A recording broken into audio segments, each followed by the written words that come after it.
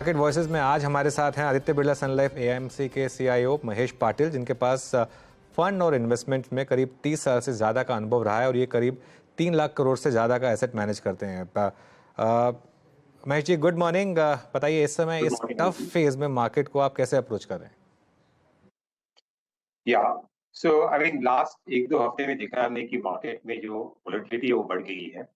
और इसका कारण एक तो ग्लोबल साइड में भी हमें दिख रहा है कि एक तो इंटरेस्ट रेट्स जो यूएस बॉन्ड यील्ड्स जो थे काफी स्पाइक हो गए थे, ऑलमोस्ट 5% टच कर गए। तो यहाँ पे थोड़ी रिस्क बन रही थी। और आई मीन इसराइल में भी जो कॉन्फ्लिक्ट हो रहा है उसके कारण भी थोड़ी सी नर्वसनेस है। सो इंडियन मार्केट अभी तक तो काफी अच्छा होल्ड कर रहा था। और जिस तरह से ग्लोबल मार्केट में थोड़ी कंसर्न्स आने लगी तो यहाँ पे भी हमने रिएक्शन देखा है। और ज्यादा रिएक्शन मिड कैप और स्मॉल कैप में आया है। हालांकि ये सेक्टर जो है वो लास्ट 9 मंथ्स में काफी अच्छे उभर के आए थे। तो वहाँ पे काफी इन्फ्लुएंस भी आए थे म्यूचुअल फंड्स के small and mid cap fund में। तो वहाँ पे थोड़ी हमें ज्यादा वोलेटिलिटी दिख रही है वहाँ से। हालांकि अगर नतीजे देखेंगे कंपनीज के जो आ रहे हैं अभी Q2 के नंबर्स जो आ रहे हैं, सो नतीजे कुछ कुछ मिक्स बैग है, बट ठीक ठाक ही लग रहे हैं। बैंक्स के नंबर्स ठीक है, आईटी में थोड़ी स्लो डाउन दिख रही है, डाउनग्रेड्स है। ऑटो के नंबर्स भी ठीक है। सो ऐसा नहीं लग रहा है कि मार्केट में कुछ डरने की बात है। ओवरऑल ग्रोथ नंबर्स ऑल्सो जो है, इकोनॉमी की जो ग्रोथ ट्रेजेक्ट्री है जो हम मॉनिटर करते हैं मंथली बेसिस पे नंबर, तो अंडरलाइंग इकोनॉमी की ग्रोथ ठीक ही चल रही है। और उसके कारण अर्निंग्स ग्रोथ ये साल की जो रहेगी निफ्टी की अराउंड 15-16% के आसपास होने की उम्मीद है। तो इसके कारण अभी मार्केट में अभी जो करेक्शन फेज आ रही है उसके कारण अभी मार्केट का स्पेशली निफ्टी का अगर देखोगे लास्ट ईयर आपका जो वैल्यूएशन है वो अभी करेक्ट होके लॉन्ग टर्म एवरेज के आसपास आ रहा है। तो आई थिंक मार्केट यहाँ पे थोड़ी डाउन साइड और हो सकती है, बट एक अच्छे लेवल पे आ गए जहाँ पे लॉन्ग टर्म इन्वेस्टर्स इन्वेस्ट करने के लिए देख सकते हैं। हालांकि ग्लोबल मार्केट में अभी भी गुंजाइश है कि और नीचे और आ सकता है, बिकॉज वहाँ पे जो स्लो डाउन होगा because of higher interest rates, उसका इम्पैक्ट आपको एक दो क्वार्टर और वहाँ पे देख सकता है। ओके, तो महेश जी, इस समय मार्केट में जो सबसे ज़्यादा इम्पैक्ट आ रहा है वो बैंकों पर आ रहा है। Banks, large cap private banks चल ही नहीं रहे हैं इस मार्केट में। ऐसा आपको क्यों लग रहा है? क्योंकि नंबर्स ठीक ठाक ही रहे हैं सबके, कुछ खराब रहा नहीं। और ऐसा भी नहीं है कि कोई बहुत ज़्यादा बड़ी रैली आ चुकी थी इनमें पहले। या सो बैंक्स में राइट आपका ज्यादा सेलिंग है, बिकॉज बैंक्स में उसका एक कारण है, मोर टेक्निकल फैक्टर है कि बैंक्स में ओवरऑल ओनरशिप भी काफी ज्यादा थी, स्पेशली फॉरेन इन्वेस्टर्स की एफआईआईस की देखोगे। वैसे बैंकिंग और फाइनेंशियल्स ओवरऑल बेंचमार्क में भी काफी बड़ी मात्रा में उसका वेटेज है। तो जब भी मार्केट में नेगेटिव एफआईआई सेलिंग आती है तो हमें देखते हैं कि बैंक्स में उसके ऊपर ज्यादा इम्पैक्ट आता है। हालांकि बैंक में जैसे आपने ठीक बात की कि नतीजे ठीक ठाक ही हैं। खाली एक कारण और एक हो सकता है कि बैंक में हमने देखा है कि जो बैंक की जो प्रॉफिटेबिलिटी है, जो मार्जिन नेट इंटरेस्ट मार्जिन है, वो एक तरह से पीक आउट हो गया है। बिकॉज अभी जो बैंक्स को बेनिफिट मिल रहा था जब भी इंटरेस्ट रेट्स ऊपर जा रहे थे, तो मार्जिन निम्स जो है बैंक्स की वो बढ़ रही थी। अभी यहाँ पे भी रेट हमें लग रहा है कि पीक आउट हो रहा है। तो जो इम्प्रूवमेंट था निम्स में वो पीक आउट हो गए। तो यहाँ पे आगे जाके थोड़ी निम करेक्शन आ सकती है। इसलिए जो नतीजे आएंगे बैंक्स में अगले 2-3 क्वार्टर में, वहां पे इतनी ज्यादा ग्रोथ नहीं होगी, बट अंडरलाइंग क्रेडिट ग्रोथ काफी अच्छी है, अराउंड 15% है। सो हमें नहीं लग रहा है कि बैंक्स में वरी करने की कुछ जरूरत है फंडामेंटली। हाँ, बिकॉज ऑफ टेक्निकल फैक्टर जो एफआई की सेलिंग हो रही है और ओनरशिप है, उसके कारण ये सेक्टर हमें वीक दिख रहा है। Mahesh, good morning. टेक्नोलॉजी कंपनियों के नंबर्स सारे आ चुके हैं और एक सिरे से सभी कंपनियों ने कहा है कि देखिए अभी भी पेन है, या तो अपने इनके क्लाइंट्स स्पेंडिंग को कम कर रहे हैं या फिर उसे पॉज कर रहे हैं। उस कमेंट्री में कोई बदलाव नहीं, लेकिन दूसरी तरफ H2 को लेकर उम्मीद है। आपको क्या लग रहा है, कुछ रिवर्सल आएगा इनकी अर्निंग्स में इन द सेकेंड हाफ, या फिर ये मामला FY25 तक टल गया है? तो आईटी सेक्टर के अगर बड़ी कंपनीज के आप नतीजे देखते हैं और उनकी कमेंट्री अगर सुन रहे हैं तो एक तो बिकॉज ग्लोबल कंसर्न होने के कारण बड़ी कंपनियां जो है आईटी स्पेंड्स या डिस्क्रिशनरी स्पेंड है उसको थोड़ा डिले कर रही है। सो उसके कारण ओवरऑल जो ग्रोथ नंबर्स है ट्रेजेक्टरी वो हमें काफी कम दिख रही है। हालांकि जो डील पाइपलाइन है कंपनीज की जो ऑर्डर बुकिंग वगैरह है वो काफी ठीक ठाक है, खाली एग्जीक्यूशन स्लो डाउन हुआ है। और जिस तरह से जैसे मैंने बात की कि यूएस में इंटरेस्ट रेट्स अभी ज्यादा है और अभी रिसेंटली इसराइल में जो कॉन्फ्लिक्ट हुआ उसके कारण थोड़े जो कॉर्पोरेट्स है ग्लोबल कॉर्पोरेट्स आईटी स्पेंड्स में थोड़ी और इतनी जल्दी से स्पेंड्स नहीं बढ़ाएंगे ऐसा लग रहा है। तो इसका कारण है कि अगले एक आध क्वार्टर 2 क्वार्टर में भी हमें लग रहा है कि जो स्लो डाउन दिख रही है हमें टॉप लाइन में वो बरकरार रह सकती है। नेक्स्ट ईयर FY25 में इस जब जो भी ऑर्डर बड़ी ऑर्डर्स जो मिली है पाइपलाइन है उनका एग्जीक्यूशन ऊपर आ सकता है। तो आई थिंक अगले सेकंड हाफ में भी हमें लग रहा है कि ये सेक्टर में आपको ज्यादा आउटलुक जो है ज्यादा इम्प्रूव होने की संभावना कम रहती है। तो टॉप लाइन में इम्प्रूवमेंट अगले 2 क्वार्टर्स में कम ही रहेगी, शायद और गिरावट आ सकती है इन स्टॉक्स में, लेकिन शायद वो एक मौका भी रहेगा।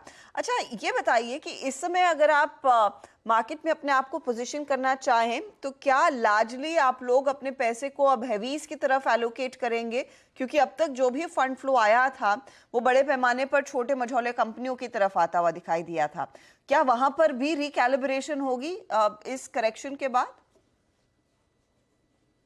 या थोड़ा सा हमारा झुकाव जो है वो लार्ज कैप कंपनीज और जो फ्रंटलाइन कंपनीज है उसके तरफ है, बिकॉज वहाँ पे हमें ज्यादा सेफ्टी दिख रही है। वहाँ पे जैसे मैंने बात की कि निफ्टी की जो है ओवरऑल वैल्यूएशंस ठीक ठाक है।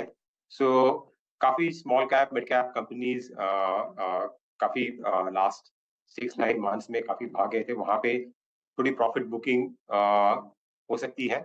सो आई थिंक यहाँ से मार्केट में रिस्क जो है एक तरह से थोड़ा सा रिस्क ऑन जैसे सिनारियो दिख रहे हैं, उसके कारण जो छोटी कंपनीज है जहाँ पे अर्निंग्स की विजिबिलिटी कम है वहाँ पे हमें होशियार रहना चाहिए।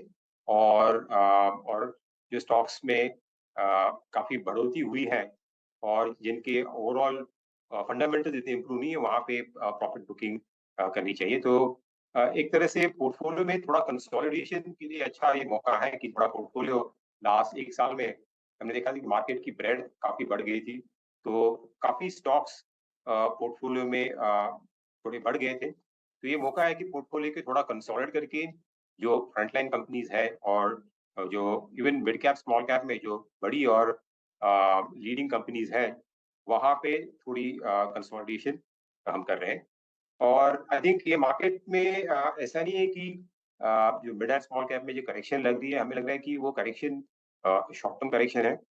अगर इंडियन इकोनॉमी अगर अच्छी कर रही है तो काफी small cap and mid cap companies long term के लिए अच्छे परफॉर्म कर सकते हैं, अच्छी अर्निंग्स आ सकती है। बट हमें काफी सिलेक्टिव रहना पड़ेगा ये मार्केट में।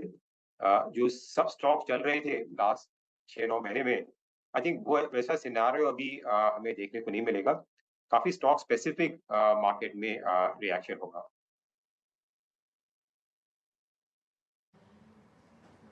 ओके, बाय द वे वो जो हल्की सी रिकवरी आ रही थी वो फेल हो गई है। देखिए यही दिक्कत है मार्केट में इस समय, क्योंकि ट्रेंड इतना ख़राब है।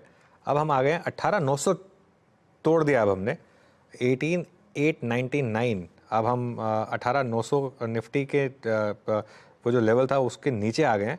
और अब बहुत इंटरेस्टिंग होगा ये, क्योंकि जो ऑप्शंस के आंकड़े थे अगर वो देखें आप, तो जो 19,000 का पुट राइटर था वो तो खैर बुरा फंसा ही होगा, लेकिन उसके अलावा अब 18,850 का जो पुट राइटर है उसकी भी काफ़ी इंटरेस्टिंग सिचुएशन हो चुकी होगी, क्योंकि यहाँ पर देखिए मामला थोड़ा थोड़ा धीरे धीरे करके ख़राब हो रहा है।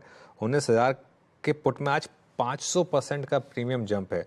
आप सोचिए अगर कल आप एक वीक मार्केट में 19,000 के पुट अगर बेच के गए होते तो आज 40 लाख शेयर की वहाँ पर 19,000 की पुट में अनवाइंडिंग हुई है। और अब अगला लेवल जो वॉच आउट करने का है वो 950 और सॉरी 18850 और 18800 का भी है, लेकिन काफ़ी बुरा हाल इस समय मार्केट में। और उसके सामने आप कॉल राइटिंग देखिए क्या ज़बरदस्त हो रही है। 19,000 की कॉल में अब 2 करोड़ का बिल्डअप हुआ है आज की आज में। और बहुत ज़बरदस्त यहाँ पर सेलिंग इस समय। महेश जी, इस समय आपकी एडवाइस क्या है रिटेल इन्वेस्टर्स को, इस फेज़ को कैसे नेगोशिएट करें? क्योंकि कई लोगों को एक टेम्पटेशन होती है कि हमने पैसा बहुत बनाया था, अब मार्केट में अगर ज़्यादा बड़ी करेक्शन आ रही तो हम एक बार के लिए निकल जाएं और नीचे क्यों ना वापस री एंट्री करें। आपका क्या एडवाइस होगा इस समय?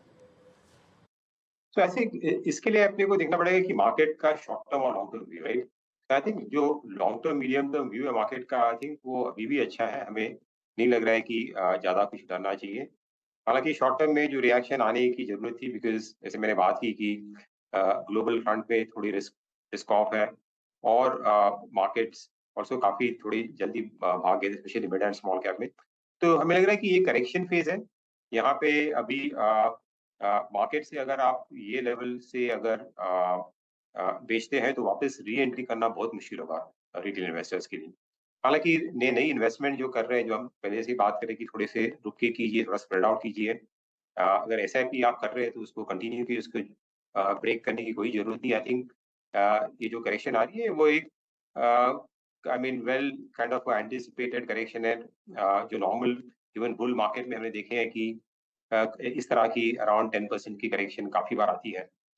हमें लग रहा है कि ये ऐसी करेक्शन है, ज्यादा इस डरने की बात नहीं है, बिकॉज अंडरलाइंग फंडामेंटल्स काफी ठीक है। सो मैं नहीं कहूँगा कि इन्वेस्टर को कि अभी पैनिक करके निकल जाना चाहिए। हालांकि आपके अगर एसेट एलोकेशन में काफी कुछ चेंज हुआ है, राइट, तो वो एसेट एलोकेशन रीबैलेंसिंग करने की बहुत जरूरत है। तो हम लोग वही एडवाइस करें कि जो रीबैलेंस करना है पोर्टफोलियो को, अगर इक्विटी का एक्सपोजर आपका काफी बढ़ गया था तो वो आई मीन ये समय में उसको बराबर से आपका जो टारगेट एलोकेशन है उसके आसपास ले गए, बिकॉज रिस्क रिवॉर्ड जो है इक्विटी में और बाकी जो एसेट क्लासेस है जैसे डेट में हुआ, वो काफी वेल बैलेंस्ड है ये लेवल पे। महेश पाटिल, बहुत बहुत शुक्रिया हमारे लिए समय निकाल कर अपनी राय देने के लिए। तो ये मार्केट आप देखिए हर टिक के साथ नीचे नीचे धीरे धीरे करके सरक रहा है, लेकिन शायद लॉन्ग टर्म पैसे बनाने के लिए अगर आप में हिम्मत है तो इससे अच्छा मौका नहीं मिलेगा। शायद कुछ और बुरे दिन देखे जाए इस मार्केट में, लेकिन यहाँ से आगे लॉन्ग टर्म स्टोरी के लिए एक अच्छी लेवल आपको दिखेगी भी। फिलहाल 18,890 के आसपास, जैसे अनुज भी मेंशन कर रहे थे कि 18,900 को हमने ब्रीच कर दिया है। बता दें कि मनी कंट्रोल पर दिए गए विचार एक्सपर्ट्स के अपने निजी विचार होते हैं। वेबसाइट या मैनेजमेंट इसके लिए उत्तरदायी नहीं है। यूजर्स को मनी कंट्रोल की सलाह है कि कोई भी निवेश निर्णय लेने से पहले सर्टिफाइड एक्सपर्ट की सलाह लें।